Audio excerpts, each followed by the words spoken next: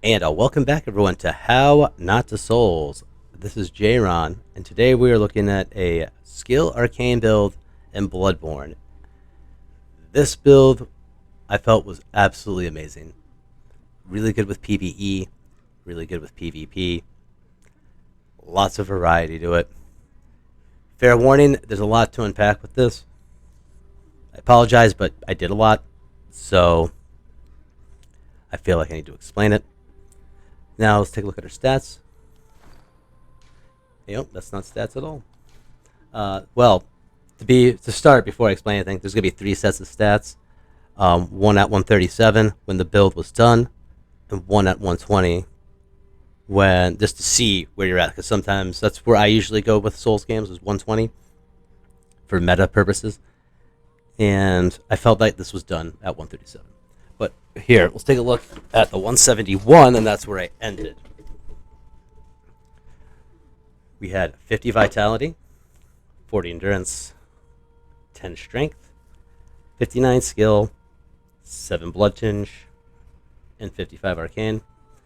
So yeah, that was probably for vitality. That is the soft cap, or one of the soft caps that I ended at. For that, I mean, the gains are just diminished after a certain point. I really feel that this build needs to take 40 vitality, personally. But that's me. 40 endurance, and that is the hard cap for the amount of stamina you get. You can put more endurance in it, but it's going to go more into defense. Actually, all into defense. Strength is base. 59 skill, which I didn't know what to do with my stats after a certain point. So I just put some points into skill at the time. 7 blood tinge, which is base. And the same with arcane.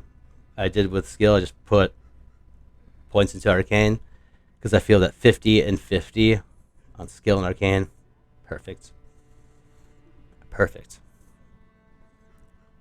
There's no need to go beyond that. Yeah. Now, let's take a look at the weapons we had.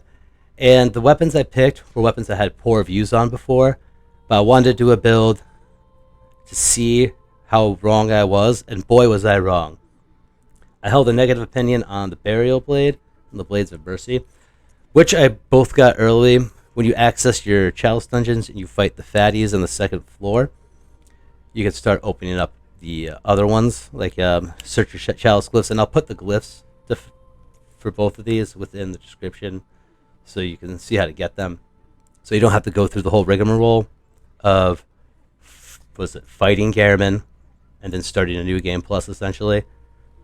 And really taking away a really good quest line from Eileen, and when having to kill her early if you want the Blades of Mercy early. So I just went into the Chalice dungeons and got these. But anyway, a plus 10 Burial Blade, split damage, more focused on the physical side, which was outstanding. This was my just my most powerful weapon, and I think it was probably I got the most purpose out of it. The Blades of Mercy, which is still split, and the physical's a little higher, but I try to focus more on the arcane aspects of it, and like over the blood gems, you'll see. But this was basically for all non-beast enemies, and I think it would work fine against bestial enemies, but I feel that it was just easier to adapt with the standard enemies and NPCs with the Blades of Mercy, and you just kind of tear right through them. It's outrageous. Out-freaking rageous. These two were the cornerstone of the whole build, and I gotta say, worth the time.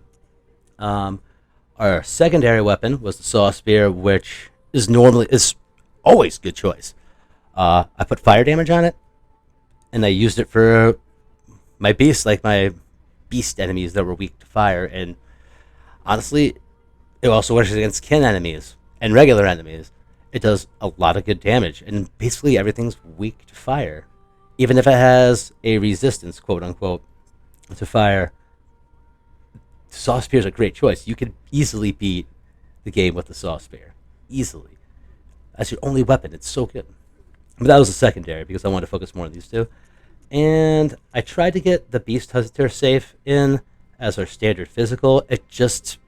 When I got it, it just didn't have a place.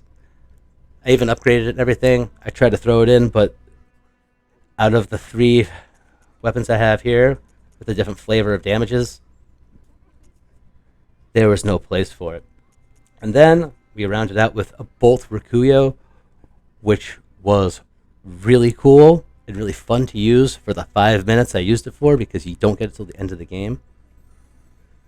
Like, this is basically for New Game Plus. If I decided to go down that road, because I want to get more use out of it, it's awesome. Like, how often outside of farming for gems do you get to use a bolt weapon, let alone a Bolt Rakuyo? Excellent addition. And yeah, everything just kind of left the Beast Hunter's life out to pasture. And it's not a bad weapon, it's a good weapon. Just keep that in mind. I don't hate it. It's still good. For our armor set, we chose the Canehurst set because I just like the appeal of it. Before we got the Canehurst set, I used the Hargul Black Garb set with the Black Hood. I kind of felt really good with the Burial Blade and the Blades of Mercy. It looks like you're just there just to like pop out of the alleyway, just tear them to shreds. But then we decided to get more elegant, and I'm happy we did, because the Canehurst armor just is absolutely, absolutely dope. Oh, for our sidearms as well, I had the Flame Sprayer. Oh, and the Rosmarius. Flame Sprayer I got more use out of just because you get it so early in the game. But the Rosmarius had its purposes. I used it for things that needed it. I think I beat the Defiled Watchdog. Well, like the final like hit, just kind of like misted it with this. It's like, there you go, cool down. And then that ended that fight. Anyway, for our Beast Hunter tools, I used the Augur Rebaritas, which was the parry central. Outside, I also had the Hunter's Pistol as well if I needed a little quicker draw. But I mostly used the Augur Rebaritas. Executioner's Glove I used for like hard to hit. Like, I had issues hitting Og Magdalo in this build just because it's so lanky, and you can only hit its head when it bends down. You can hit the arms, but it just didn't feel right, so I would just bam, Executioner's Glove, bam, I'm sticking my fist up like you can see, like I'm doing the motion. It was really helpful with that. And just to punish Miko Wash from above, because he's a freaking turd. But also the consumables that I mostly used, Beast Blood Pellets, just do it. It only increases your physical damage. Keep this in mind. So it was only really good with the Blades of Mercy and the Burial Blade, and only on the physical aspects of it. So you're still doing the similar amount of arcane damage, but you're doing more physical. And I think that's about it. Molotov sometimes. Punch of Blood Cocktail for the Blood-Starved Beast. Poison Knives I actually used a bit. That's always a good addition to have, because you have just a little poison. Hey, just take a little poison, you know? And, oh, Bow and Arrow Ash is kind of huge, too. Bow and Arrow Ash is also huge. And that's that. Now we're going to take a look at our runes and gems. Thank you very much. All right, now this is our runes. What I did, so I used the Odium White to restore our Quicksilver bullets with Visceral attacks, because using our Hunter tools eats up bullets. And it's always nice to get 2 bullets back, especially when you do a Augur, which uses 1, and then you get the parry to your Wristable, and you get 2 back, so you're always kind of building up 1. If you're hitting your Viscerals, or your parries, whatever it is.